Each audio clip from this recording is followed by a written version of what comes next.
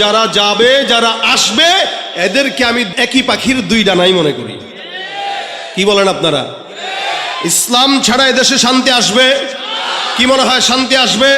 4 মাস আগে দেশের জন্য লড়াই হয়েছিল, আবার প্রয়োজনে লড়াই হবে, কবে সেটা হবে ঈমান বাঁচানোর লড়াই, ঠিক কিনা? ঈমান বাঁচানোর লড়াই আপনারা থাকবেন তো ইনশাআল্লাহ? আল্লাহ আমাদের ঈমানকে কবুল করুক, জোরে বলেন আমিন। চতুর্দিকে চক্রান্ত চলছে, সুতরাং আমি তো গত 1 সপ্তাহ 10 দিন ধরে মনে মনে মন কলা খাচ্ছি যে আলহামদুলিল্লাহ যারা আসার চক্রান্ত করতেছে চট করে ঢুকবে অথবা চট করে এসে দেশের মুসলমানদেরকে মারবে, বর্ডারে যারা মুসলমানদেরকে সামনে নিয়ে বিভিন্ন বিশ্রীভালায় বাসায় গালিগালাজ করছে, মুসলমানদের রক্ত পিপাসুর মতো তারা হায়নার মতো আমাদের দিকে ধেয়ে আসার চক্রান্ত করতেছে, আমরা বলবো তোমরা আসতে মন চাইলে আসো, আমরাও রেডি। কি বলেন, ঠিক না? মনে রাখবেন, গুনাহ করছেন অনেক, কোটি কোটি কোটি কোটি গুনাহ, প্রত্যেকটা গুনাহ। এই যে আমার আগে হযরত বলে গেছেন তওবা করলে অনেক সময় বান্দাকে জাহান্নামে যেতে হয়। মনে রাখবেন, এই যে বান্দা জাহান্নামে ঢুকবে একটা ভয় থাকে, একটা ভয় থাকবে না কেউ যদি শাহাদাতের মরণ অর্জন করে। কারণ শহীদ মরতে দেরি, জান্নাতে যেতে দেরি। এজন্য আমরা আলহামদুলিল্লাহ, এরা যদি আমাদেরকে জানের ভয় দেখায় আমরা বলবো ভাই তোরা আয়, আমাদেরকে শাহাদাতের রাস্তা একটু দেখায় দে। আমাদের ঈমানের ধার কমে গেছে, তোমরা আসলে ঈমানের ধারটা অন্তত বাড়বে। কি বলেন, ঠিক না? এই যে এখানে অনেক যুবকরা আছে, তাদের চুল ঠিক নাই, দাড়িও নাই, নামাজও পড়ে না, কিন্তু আপনি বলেন তো, আমার তো দিল বলে তার সামনে কেউ যদি আমার আল্লাহ রসুল ইসলামের বিরুদ্ধে এক বিন্দু কথা বলে ওর জিহ্বা ভিতরে রাখতে দিবে না। কি বলেন? আমরা নামাজে দুর্বল হতে পারি, আমলে দুর্বল হতে পারি, ইবাদতে দুর্বল হতে পারি, কিন্তু ইসলাম নিয়ে কটূক্তি করবো আমার সামনে দুর্বল মনে করো না। প্রয়োজনে জান দিব 1 কোটি বার, ইসলাম নিয়ে কোনো তামাশা সহ্য করা হবে না।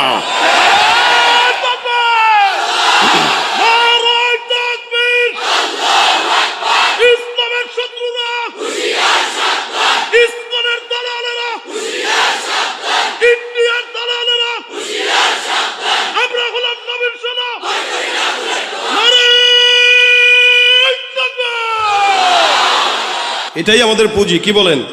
অস্ত্রও নাই, ক্ষমতাও নাই, তবে পুঁজি আছে, সেটা ঈমানের পুঁজি। এই ঈমানের পুঁজি যাদের থাকবে বিজয় তাদেরই হবে, ঠিক কিনা? সুতরাং দুনিয়ার কোনো মানুষের পিছনে আর দৌড়ানোর দরকার নাই। অনেক দেখেছি, 16 বছর দেখেছি, হয়তো আবার সামনে কেউ আসলে তাদেরকেও দেখবেন, শান্তি কোনো জায়গায় পাবেন না। কারণ যারা আসবে যারা যাবে সবাই একই। আল্লাহর ইসলাম ছাড়া, নবীর সুন্নাহ ছাড়া, শরীয়ত ছাড়া, খেলাফত ছাড়া শান্তি এদেশে আশা করা সম্ভব নয়, সম্ভব নয়। যাদের হাতে যায় ক্ষমতা, দেশ যেন বাপের ভিটা, রাখতে চেয়ার শুরু করে বিদেশিদের পাচাটা। বিদেশিদের কথা মতো চালায় ওরা নিজের দেশ। দেখতে দেখতে গোল্লায় গেল আমার সোনার মুখস্থ সব। দেখতে দেখতে গোল্লায় গেল, দেখতে দেখতে গোল্লায় গেল, একে একে শেষ করেছি সবার দেখা হইল শেষ। দেখতে দেখতে গোল্লায় গেল আমার, কেউ দিল না সবাই নিল, আমরা যে কলুর বলদ, সারা বছর নেয় না খবর, নির্বাচনে খুব দরদ। কেউ দিল না সবাই নিল, আমরা যে কলুর বলদ, সারা বছর নেয় না খবর, নির্বাচনে খুব দরদ। নির্বাচনের আগে নেতায় ধরে কত রকম বেশ, নির্বাচনের আগে নেতায় ধরে কত রকম বেশ। দেখতে দেখতে গোল্লায় গেল, দেখতে দেখতে গোল্লায় গেল, একে একে শেষ করেছি সবার দেখা হইল শেষ। দেখতে দেখতে গোল্লায় গেল আমার সোনার বাংলাদেশ। দেখতে দেখতে গোল্লায় গেল। দেখার আর দরকার অনেক দেখছি, স্বাধীনতার পর থেকে 50 বছরের উপরে আমরা দেখছি। এবার একটাবার আপনারা একটু দেখেন, কথা কয় না, আমরা তো অনেক দেখলাম, এবার আপনাদের দেখা উচিত। কি বলেন, ঠিক না? ওলামা একরামদের কাছে দেশ দিয়ে একটু দেখেন যে পারে কিনা। টুপিওয়ালা, দাড়িওয়ালা, আল্লাহওয়ালা ইমানদারদের কাছে দেশ দিয়ে দেখেন একটু পারে কিনা। ইনশাআল্লাহ এদেশে যদি ইসলামী আইন আসতো, যারা ওপারে চলে গিয়েছে একজনও হাত পা নিয়ে যেতে পারতো না। এবং যারা আসবে এরাও কখনো ভয় করতো না যে সরকার 5 কোটি দিলে 3 কোটি মারা লাগবে, এই আশা করতে পারতো না। কেন? ইসলামের আইন হলো কেউ যদি চুরি করে হাত। সুতরাং শান্তি পেতে গেলে ইসলাম ছাড়া কোনো গতি। আল্লাহ ইসলামের দেশ দান করুক। ভাইরা আমার, আমি যেটা বলছিলাম, এই দুনিয়াতে মানুষ তার নেতাকে যতটুকু ফলো করে, পীরকে যতটুকু ফলো করে, মা বাবাকে যতটুকু মানে, এতটুকুনের অর্ধেক যদি আমার আল্লাহকে মানতো, মানুষ জান্নাতি হয়ে যেত। মানে তো নাই, বরং সে কথা বলে যে আমার গুনাহ নাই। অধিকাংশ মানুষ গুনাহ করার পরে তার এহসাস হয় না, চিন্তাও করে না যে মাফ চাইতে হবে। যার চিন্তা নয় তার তাওবা নসিব হয় না, আর যার চিন্তা আছে একদিন না একদিন তাওবা নসিব হয়। অথচ হযরত ওমর ফারুক নিজে পেরেশানিতে পড়ে গেছেন যে আমার নামটা কি মুমিনের খাতায় নাকি মুনাফিকের খাতায়।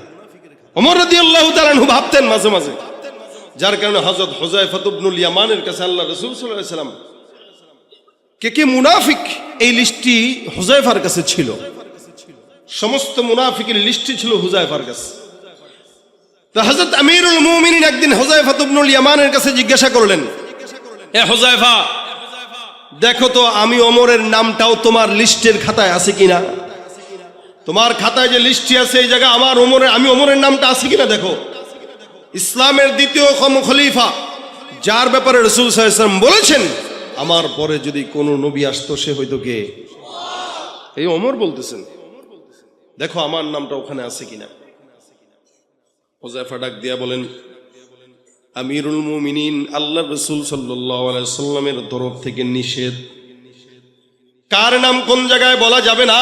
আমিরুল মুমিনিন কিচ্ছু বলেন না, সোজা সুজি বাসার মধ্যে চলে যায়। একদিন, 2 দিন, 3 দিন হয়ে গেল, চোখের মধ্যে ঘুম আসে না। আমিরুল মুমিনিন টেনশন করে আর বারবার চিন্তা করে, ওমরের নামটা যদি মুনাফিকের খাতায় থাকে জাহান্নাম ছাড়া কোনো উপায় নাই। গভীর রাতের মধ্যে হযরত আমিরুল মুমিনিন হুযায়ফার বাসার দরজায় যায় ডাক দিয়া বলে, হুযায়ফা, আমি ওমর তোমার কাছে একটা প্রশ্নের জবাব জানার জন্য আসলাম, বলো দেখি প্রশ্নের জবাবটা আমার কাছে দিবা।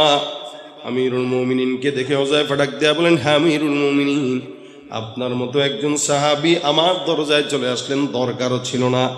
আপনি একবারের জন্য খবর যদি দিতেন আমি আপনার দরবারে চলে যেতাম, কিন্তু গভীর রাতে আসলেন। বলেন তো দেখি আপনার আমার কাছে কোন প্রশ্ন আছে, আমি আপনাকে জবাব দিব। আমিরুল মুমিনিন ডাক দিয়া বলে, হুযায়ফা বলো, আমি ওমর যদি জমিন থেকে বিদায় হই তুমি আমার লাশের জানাজার নামাজটা পড়বা কিনা। আমিরুল মুমিনিনের মতো একজন এত শানওয়ালা সাহাবী বলতেছেন, হুযায়ফা আমার ইন্তেকালের পরে আমার লাশের জানাজার নামাজটা তুমি পড়বা কিনা, কথা দাও। হুযায়ফা ডাক দিয়া বলতেছেন, কি বলতেছেন আপনি, যার ব্যাপারে আমার পয়গম্বর এত ফজিলত বর্ণনা করলেন, আপনার মতো একজন সাহাবীর লাশের জানাজা আমি হুযায়ফা পড়বো না, এটা হতে পারে না। হে আমিরুল মুমিনিন, আপনি মনে রাখবেন আপনার লাশের জানাজা আল্লাহ পাক যদি আমাকে হায়াতের মধ্যে বাঁচান, আমি অবশ্যই অবশ্যই অবশ্যই আল্লাহর কসম আপনার লাশের জানাজা পড়ে সৌভাগ্যবান হব। আমিরুল মুমিনিন এবার আল্লাহর কাছে ডাক দেয়া বলে, আল্লাহ আলহামদুলিল্লাহ, আপনার জন্য শুকরিয়া, কৃতজ্ঞতা আপনার প্রতি রব, আমার প্রশ্নের জবাব হয়ে গেছে। হুযায়ফা ডাক দেয়া বলে, হুজুর বুঝলাম না, প্রশ্ন করার আগে আপনার হাল হচ্ছিল একরকম, এখন আরেক রকম, কি কারণে আপনি গভীর রাতে আমার কাছে প্রশ্ন করার জন্য আসলেন। ওমর ডাক দেয়া বলে, হে হুযায়ফা, আমি জানি পয়গম্বরের তোমার কাছে লিস্ট দিয়েছেন কে কে মুনাফিক, কে কে ইমানদার। তুমি সেদিন আমার কাছে আমার নামটা মুনাফিকের খাতায় আছে কিনা এটা বলো নাই। আজকে আমি তোমার কাছে জিজ্ঞাসা করতে আসলাম আমার নামটা কি মুমিনের খাতায় নাকি মুনাফিকের খাতায়। আমি জানি তুমি হুযায়ফা সব যেগুলো মুনাফিক আছে একটারও লাশের জানাজা তুমি আদায় করো না। আমি জানি তুমি মুনাফিকের নামাজ পড়ো না, জানাজার নামাজ আদায় করো না। আমি ওমরের লাশের জানাজার নামাজ যেহেতু তুমি পড়বা, আমার কাছে স্পষ্ট হয়ে গেল, তার মানে আমি ওমরের নামটা মুনাফিকের খাতায় নাই, মুমিনের খাতায়। আমিরুল মুমিনিনের মতো লোক পেরেশানি করে আমি মুমিন নাকি মুনাফিক টেনশন। এ ভাইরা, আর আমরা বলি আমাদের গুনাহ নাই, অথচ আল্লাহ পাক রব্বুল আলামিন নবীদেরকে মাসুম বানাইলেন। নবীরা নিষ্পাপ, সাহাবীরা নিষ্পাপ, নবীদেরকে আল্লাহ পাক রব্বুল আলামিন মাসুম বানাই দেন। সাহাবা আজমাইনদের যদিও কিছু ভুল হয়ে গেছে, আল্লাহ ওগুলো মাফ করে দিয়েছেন। যার কারণে আমার আল্লাহ বলেন রাদিয়াল্লাহু আনহুম ওয়া রাদু আন, তারাও খুশি আমরাও খুশি। তার মানে যাদেরকে আল্লাহ পাক রব্বুল আলামিন সন্তুষ্টির কথা বলে দিয়েছেন, প্রত্যেকটা সাহাবীকে দুনিয়ার জমিনে থাকতেই জান্নাতের সনদ দিয়েছেন। সুবহানাল্লাহ। তার মানে নবীরা কি বলেন বলেন, সাহাবা একরাম কি? রাসূল সাল্লাল্লাহু আলাইহি ওয়াসাল্লাম বলেন যারা তাবেঈ, আমার সাহাবীকে যারা দেখেছে আল্লাহ পাক রব্বুল আলামিন তাদেরকেও ক্ষমা করে দিবেন।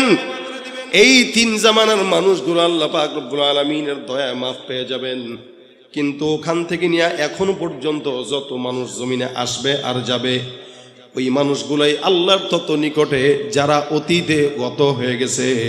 এই কারণে আমার আল্লাহ পাক ডাক দেয়া বলেন ওয়াস-সাবিকুন আস-সাবিকুন উলাইকাল মুকাররাবুন ফি জান্নাতিন নাঈম সুল্লাতুম মিনাল আউয়ালিন ওয়া কালিলুম মিনাল আখিরিন। অতীতে যতগুলো মানুষ চলে গেছে সবগুলো মানুষ, যদিও আমরা 2024 সালে এই বাংলাদেশের মধ্যে বসবাস করছি, কিন্তু মনে রাখবেন আমাদের এই দেশের কিছু কিছু মানুষ আমাদের আকাবির বুজুর্গানে দিনদেরকে গালি দিয়া বলে তারা নাকি ইসলাম বোঝে নাই। মনে রাখবেন তার কথা অনুযায়ী আমাদের আকাবির বুজুর্গানে দিনরা যদি ইসলাম নাও বুঝে আপনার কথা মতো, তারা আল্লাহর জান্নাত বুঝে জান্নাতে চলে গেছে। আর আমরা বেশি বুঝার কারণে জাহান্নামী হয়ে তারপরে মারা যাই, ঠিক কিনা? এই জন্য আল্লাহ বলেন যাতা জামানা যত পিছনে মানুষ তত আল্লাহর জান্নাতের নিকটে। জামানা যত পিছনে, আজকে থেকে 100 বছর আগে যেই বান্দাটা জন্মগ্রহণ করলো, ওই বান্দাটা আমার থেকে 100 বছর হলো রসুলের নিকটে, তার মানে জান্নাতের নিকটে। যেই ব্যক্তিটা আজ থেকে 500 বছর আগে জমিনে আসছে, ওই বান্দাটা আমার পয়গম্বরের 500 বছরের নিকটে, আমার থেকে 500 বছর আগায়া। অর্থাৎ আজকের সন্তানটাও আগামীকালের সন্তান থেকে একদিন হলেও রসুলের নিকটে। আবার 10 বছর পরের সন্তানটা আজকের সন্তান থেকে, নবীর থেকে 10 বছর পিছায়া। এই কারণে জামানা যত পিছনে মানুষ তত জান্নাতের নিকটে, জামানা যত সামনে মানুষ তত জাহান্নামের নিকটে।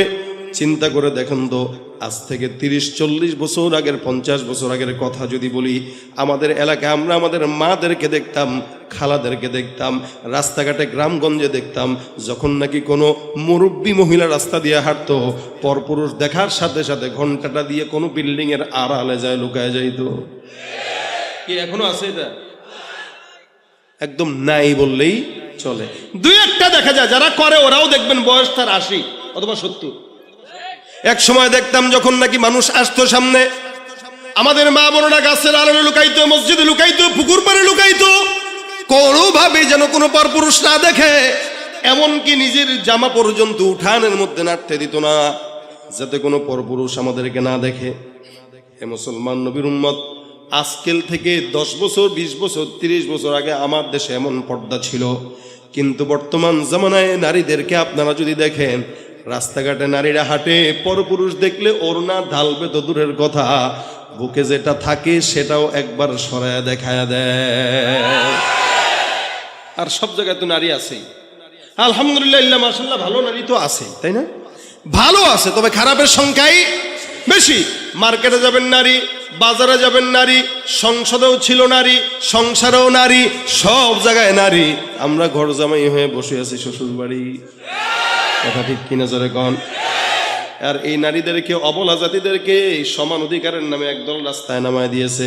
এখন নারীরা আমরা নারী, আমরা সব পারি। প্লেনও চালায়, অটোও চালায়, হুন্ডাও চালায়। এক সময় দেখতাম পুরুষরা হুন্ডা চালাইতো, নারীরা পিছনে বসা থাকতো। এখন নারীও চালায়, পিছনে পুরুষ বসা থাকে। কথা ঠিক কিনা? এখন আর পুরুষরা বিয়ে করে না, পুরুষরা বিয়ে বসে, নারীরা বিয়ে করে। কি ঠিক নেই? হুজুর আমি আমার জামাইরে তালাক দিছি, তালাক হয় নাই, বুঝছেন? আরে ভাই, আপনারা শুনছেন এই সমস্ত ফতোয়া ইফতা বিভাগগুলোতে আসে, নারী স্বামীরা তালাক দেয়, তার মানে নারী স্বামীরে বিয়ে করছে।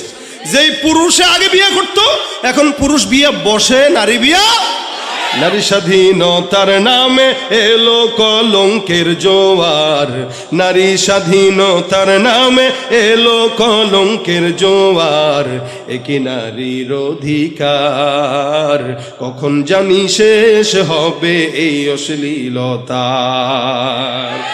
ওয়ার্ড কমিশনার থেকে ইউনিয়ন পরিষদে ক্রমান্বয়ে দেখো রে ভাই একেবারে সংসদে, নারী থাকবে সুখের ঘরে এত কষ্টের কি দরকার, একি নারীর অধিকার কখন জানি শেষ হবে এই অশ্লীলতার। ঠিক না? স্বাধীনতা আসলে ইসলাম নারীদেরকে সমান দিছে না বেশি দিছে? কি বলেন? বেশি দিছে না? এখন স্বাধীনতা চায় কারা এটা বুঝতে হবে। শিয়াল দেখবেন একটু চায় মুরগি একটু স্বাধীনভাবে ঘুরুক, বুঝেন নাই না? কথা বুঝেন না আপনারা? শিয়াল কি চায়? মুরগি স্বাধীনভাবে ঘুরুক। বিড়াল চায় ইলিশ মাছটা খোলাই থাকুক, ফ্রিজে না ঢুকুক। কি ঠিক না? ফ্রিজে ঢুকলে খাইতে পারবে না। শিয়ালও বুঝে যে মুরগি ঘরে থাকলে আর খাওয়া যাবে। ঠিক আমার বাংলাদেশে লুচ্চা বদমাশগুলো চায় নারীরা স্বাধীন থাকুক। ঠিক কিনা জোরে কর? কারণ নারী যত স্বাধীন এরা তত স্বাধীন, নারী যত স্বাধীন তারাও তত। আসলে ইসলাম নারীকে স্বাধীন সমান নয়, বেশি দিয়েছে। এটা না বুঝার কারণে আমাদের নারীরা বিপদে পড়তেছে। ভাইরা আমার খুব বুঝবেন, একসময় আমাদের নারীদেরকে দেখতাম এরকম, এখনকার হাল ভিন্ন। আমি আমার নিজের ছোটবেলার কথা যদি বলি, একসময় গ্রামগঞ্জে আমরা দেখতাম আমাদের মারা, আমাদের খালারা, আমাদের বাবারা, আমাদের দাদারা সকালবেলা ঘুম থেকে জেগে সূরা ইয়াসিন তেলাওয়াত না করে কোনোদিন ঘরের কাজে হাত দিত না। বিকেলবেলা সূরা ওয়াকিয়া, রাত্রিবেলা সূরা মুলক তেলাওয়াত করত। প্রত্যেকদিন কমাস কম ৩-৪ বার তেলাওয়াত করত। ঘুম পাড়ানোর সময় লা ইলাহা ইল্লাল্লাহ জিকির করে করে আমাদের মার আমাদেরকে ঘুম পাড়াইতো। আমার এখনো মনে আছে সকালবেলা যখন ঘুম থেকে জাগতাম ছোটবেলায়, আমার ঘুম থেকে জাগতাম আমি আমার বাবার কণ্ঠের তেলাওয়াতের আওয়াজে। আমার বাবা আলেম না, যেমন মোহতামিম সাহেবের বাবা অনেক বড় আলেম, যার কারণে উনিও আলেম। আমার বাবা সাধারণ মানুষ, সারা জিন্দগি প্রায় 40 বছর সচিবালয়ে চাকরি করছেন। তবলিগের মেহনতের কারণে আমাকে আলেম বানাইছেন। কিন্তু আলহামদুলিল্লাহ আমি মাঝে মাঝে বলে আমার চাইতে আমার বাবার আমল 100 গুণ বেশি। আমি ছোটবেলায় আমার বাবাকে দেখছি, এখনো পর্যন্ত দেখি 76 বছর হয়ে গেছে। 5 ওয়াক্ত নামাজ আজানের 10 মিনিট আগে মসজিদে যায়। আমার বাবা এমন একজন বান্দা, যে বান্দাটা মসজিদে সবার আগে ঢুকে বের হয় সবার শেষে। এটা আপনার বাবার সঙ্গে আপনি মিলায় দেখেন, তার সাথে আপনার আমলের মিলবে না, সে উপরে আপনি নিচে। কারণ সে যে আমার রাসূলের জামানার নিকটে। এক সময় আমাদের ঘুম ভাঙতো, আমার ঘুম ভাঙতো আমার বাবার কোরআন তেলাওয়াতের আওয়াজে, আমার ঘুম ভাঙতো আমার মায়ের জিকিরের আওয়াজে। আর বর্তমান সন্তানদের ঘুম ভাঙে মা বাবার মোবাইল, ফেসবুক আর ইউটিউবের আওয়াজে। বাস, এত জোরে আওয়াজ দিলেন, তার মানে এটাই বাস্তব। ঠিক না? সব জায়গায় হালত এক। মাও ঘুমের আগে মোবাইল দেখে, বাবাও ঘুমের আগে মোবাইল দেখে। সন্তান তাকায় দেখে কিরে মাও মোবাইলের দিকে, বাবাও মোবাইলের দিকে। ঘুম থেকে তাকায় দেখে মাও মোবাইল চালায়, বাবাও মোবাইল চালায়। এই কারণে 5 বছরের সন্তানটাও মোবাইলের আবদার করে বসে। ঠিক কিনা? এটা হলো জামানার পরিবর্তনের হাল। এই কারণে গুনার আসবাবে মাসিয়াটাও বেশি, এমন বেশি বেশি আসবাব, গুনাহের আসবাব। আল্লাহ পাক রব্বুল আলামিন বলে, এই জামানার মধ্যে এত গুনাহ যখন হয়ে যাবে, তখন বান্দাদেরকে আমি আল্লাহ পাক রব্বুল আলামিন একদম নিরাশ না করে বান্দাকে আমি আল্লাহ বললাম, এ বান্দা ফাকুল তুস্তাগফিরু রাব্বাকুম ইন্নাহু কানা গফফারা। বান্দা ইস্তেগফার করো, নিশ্চয়ই আল্লাহ তিনি ক্ষমাশীল। আপনার আমার মায়ের চাইতে, বাবার চাইতে আমার প্রতি আল্লাহর ভালোবাসা বেশি না কম? এরা বেশি বলেই তো আল্লাহ পাক আমাদেরকে এখানে বসায় রাখছেন। কি বলেন? কথা বুঝে না এরা? ও ভাই, এই যে আমরা বসলাম, আল্লাহ আমাদেরকে মহব্বত না করলে আসতে পারতাম? হ্যাঁ? আতা ইবনে আবি রবাহ রাহমাতুল্লাহ আলাইহি, আপনাদের সত্য একটা কথা মনে আসছে তাই বলতেছি। আতা ইবনে আবি রবাহ বিখ্যাত একজন তাবেঈ ছিলেন। উনি একবার রাত্রিবেলা তাহাজ্জুদের সময় উঠে দেখেন উনার দাসী তাহাজ্জুদের নামাজে বসে বসে দোয়া করতেছে, আল্লাহ তুমি যে আমারে ভালোবাসো, এই বিনিময়ে আমাকে ওই জিনিসটা দাও আল্লাহকে মুনাজাতে বলতেছে, আল্লাহ তুমি যে আমাকে ভালোবাসো এই বিনিময়ে ওইটা দাও। এটা হলো মেয়েদের স্বভাব। দেখবেন মেয়েরা স্বামীর এই কোটের বুতাম লাগায় দিবে, পাঞ্জাবের বুতাম লাগায় দিবে, আর বলবো জান, বলে কি তুমি আমার ভালোবাসো না? বাসি তো, বাসলে আমি একটা জিনিস চামু দিবেন। চাওয়ার লেগে ভালোবাসার সঙ্গে কি মিল আছে? না বলেন না, ভালোবাসেন তো, বাসেন তো, বাসেন তো, কন্যা কন্যা। এর পোলাপান মানুষ এগুলো বুঝবে না, কারণ এগুলো অধিকাংশের বউ নাই। কি তোমরা চাও বউ হোক নাকি? বয়সও হোক। কারা কারা বিয়ে করে নাই? হাতটা তুলো দেখি। বিয়ে করে নাই কারা কারা? কারা কারা করে নাই? হ্যাঁ, এই কয়জনই? আওয়াজ হোক, নারায়ে তাকবীর। এই আওয়াজে বউ জুটবে না। লিল্লাহে তাকবীর।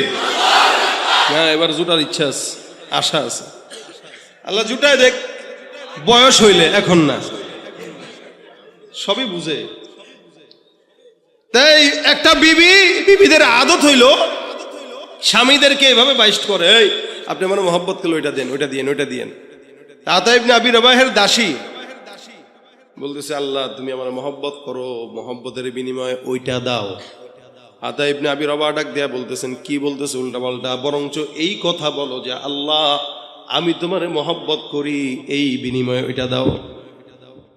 দাসী বলতেছে, হুজুর না না না না, আমি আল্লাহরে কি মহব্বত করি, আমি আল্লাহরে ভালোবাসি না। মানে কি? আমার দিল এতটুকু, আমি কেমনে আল্লাহরে ভালোবাসবো?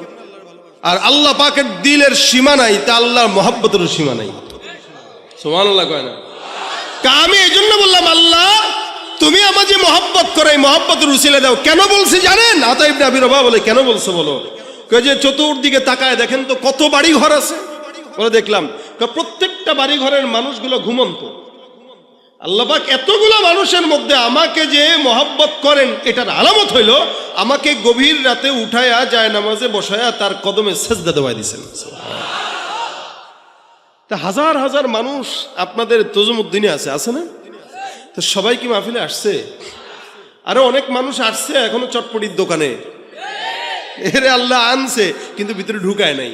আল্লাহ কয় তোর সীমা এতটুকুই, তুই এর বেশি যেতে পারবি না। আর আপনাকে আমাকে কান ধরে যে বসাইছে, আল্লাহ কয় তুই বসেই থাকবি, কারণ তোরে আমি মহব্বত করি। তা আল্লাহ আমাদের মহব্বত কতটুকুন করেন? রাসূল বলেন, মহব্বত, প্যার, ভালোবাসা, মায়া, এটা যখন আল্লাহ পাক বানান 100 ভাগে ভাগ করেছেন। কয়শো? আল্লাহ নবী বলেন 100 ভাগে ভাগ করার পর 1 ভাগ মহব্বত সারা জমিনের মধ্যে আল্লাহ পাক ছড়ায় দেয়।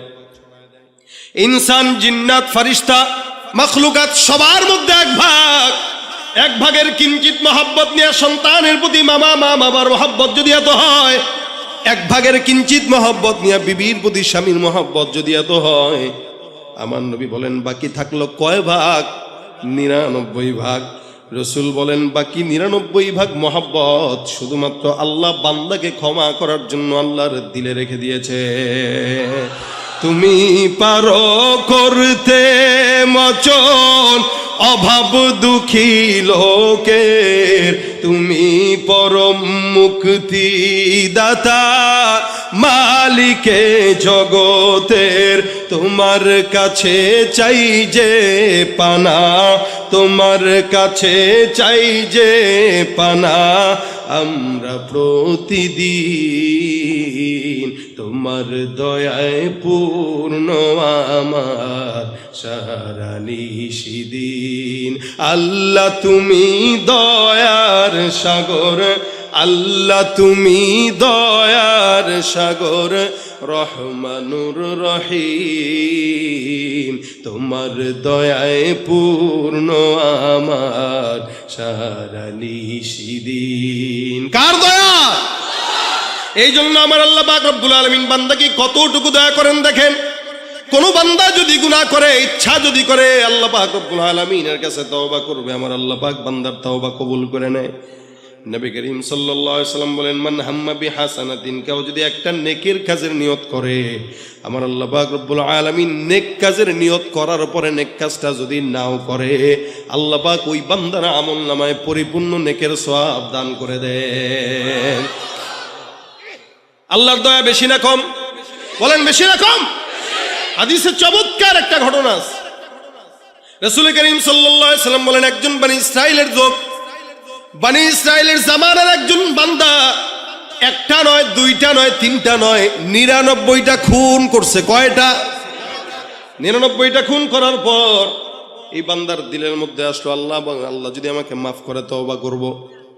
খুঁজতে খুঁজতে একজন লোকের কাছে যায়, ডাক দেয়া বলে, ভাই 99টা খুন করলাম, আল্লাহ পাক রব্বুল আলামিন আমাকে মাফ করবে কিনা? যেই বান্দার কাছে গেছে ওই বান্দাটা হলো আবেদ। ভাই আবেদ আর আলেম বুঝেন আপনারা? আবেদ মানে যে ইবাদতকারী, আলেম মানে যে জ্ঞানী। ইবাদতকারী একজন বান্দা আলেমের চেয়ে দামি না কম দামি? আবেদ আবেদ আবেদের দাম বেশি না আলেমের দাম বেশি? বলেন বলেন। আলেমের দাম বেশি। 1000 আবেদ একজন আলেম সমান। কারণ আবেদে ইবাদত করে না বুঝায়, আর আলেমে যতটুকু করে ততটুকু বুঝে করে। এক ফিকাল আমলুল কলিল, অল্প আমল নাজাতের জন্য যথেষ্ট হয়। সুবহানাল্লাহ কয় না এরা? এই যে যারা বুঝছেন এরা কইছেন, যারা বুঝেন নাই তারা বলেন নাই কেন? বলে যে বুঝছে সে কইছে। সে বুঝছে কিভাবে? একবার সুবহানাল্লাহ বললে জান্নাতে একটা গাছ লেগে যায়। এখন যারা বলছেন একটা লেগে গেছে, এখন যারা বলছেন আরেকটা লেগে গেছে, আবার লেগে গেছে, আবার লেগে গেছে। যত বলবেন ততই। রাসূল বলেন কত বড় গাছ, একটা দ্রুতগামী ঘোড়া যদি 100 বছর দৌড়ায় এই গাছের গোড়াটাও শেষ করতে পারে না। বুঝলে ঠিকই গলা ছাড়েন, না বুঝলে ছাড়েন না, এলো বিষয়। এই আবেদের কাছে গেছে। আবেদ যে বুঝে ইবাদত করে না, না বুঝে কি করে? ইবাদত করে। আমি জুমার নামাজ পড়াইতেছি এক মসজিদে, তো বয়ান যখন করতেছি হুট করে একজন লোক ঢুকছে ভিতরে, মানে পিছন থেকে মানুষের গা টপকায় টপকায় সামনের কাতারে আসছে। বুঝছেন কথা? এবার হাতে তার একটা তসবিহ। কি তসবিহ? আমি করতেছি জুমার বয়ান, ওই লোকে করতেছে জিকির, সুবহানাল্লাহ সুবহানাল্লাহ সুবহানাল্লাহ সুবহানাল্লাহ সুবহানাল্লাহ। আমি বললাম যাক মাশাআল্লাহ, অনেক বড় জাকিরিন। উঠতে বসতে কলম নড়ে, এই কারণে এখানে বয়ান শুনতে বসেও কি করতেছে? জিকির করতেছে। ভালো, আচ্ছা মাশাআল্লাহ। বয়ানের হালতে সে জিকির করছে, এটা মানা যায়। আমি যখন খুতবা দিতে দাঁড়াইলাম আল্লাহর বান্দায়, তখনও তাসবিহ নিয়ে জিকির করতেছে। আচ্ছা বলেন আপনারা, খুতবা শোনা সুন্নত না নফল না ওয়াজিব? জুমার খুতবা চলাকালীন সময় আল্লাহর ফেরেশতারাও আমলের খাতা বন্ধ করে খুতবা শুনতে বসে যায়, আর ওই বান্দা তখনও কি করে? জিকির করে। আমি চিন্তা করলাম কিরে, এ তো মুশকিল। আমি খুতবার মাঝখানে তার দিকে 2 বার তাকাইলাম, যে মনে করলাম সে হয়তো বুঝা তসবিটা রেখে দিবে। ওরে সুবহানাল্লাহ, আমি তাকাই তার তসবিহ পড়া আরো বাড়ে। ফাদলুল আলিমি আলাল আবিদি কাফাদলি আলা আদনাকুম। এটা হলো আবেদ। আবেদের কাছে গেছে, কয় হুজুর 99টা খুন করছি, আল্লাহ কি ক্ষমা করবে? কয়টা? 99টা। বাপরে বাপ, আপনার তো সাহস কম না। আপনি মনে করছেন আল্লাহ এত সস্তা? 99টা খুন করলেন আল্লাহ আপনারা মাফ করবে? ভাগেন না এখান থেকে, যান। ধমক টমক দিয়ে পাঠাই দিতেছে। এবারে তো এমনি সন্ত্রাসী। কি বলেন? 99টা খুন যে করছে ছোট সন্ত্রাসী? হ্যাঁ, কত বড় সন্ত্রাসী। পকেটে ছুরি ছিল। এ কয়, আরে মোল্লা, যদি খুনের ক্ষমা নাই পাই তা তোরে রাখবো কেন? তুইও মর। চাকু নিয়ে ঢিকাই দিছে বেটার পেটে। যা, সেঞ্চুরি ছিল এখন সেঞ্চুরি হয়ে গেছে। এবার গেছে একজন আলেমের কাছে, যে ডাক দিয়া বলে, হুজুর 99টা খুন করছিলাম, একজনের কাছে গেছিলাম, সে বলে আল্লাহ নাকি ক্ষমা করবে না। মেজাজ গরম হয়ে গেছে, ওইটারও শেষ দিচ্ছি, ওইটাও শেষ একদম 100টা পূর্ণ করে আপনার কাছে আসছি। এখন আপনি একটু বলেন আল্লাহ পাক রব্বুল আলামিন আমাকে ক্ষমা করবে কিনা? আলেম ডাক দিয়া বলে, কয়টা করছেন? বলে 100টা। আলেম বলেন 100টা কেন, 1 কোটিটাও যদি করেন আপনার গুনাহ যেখানে শেষ আমার মাওলার দয়া সেখানে শুরু।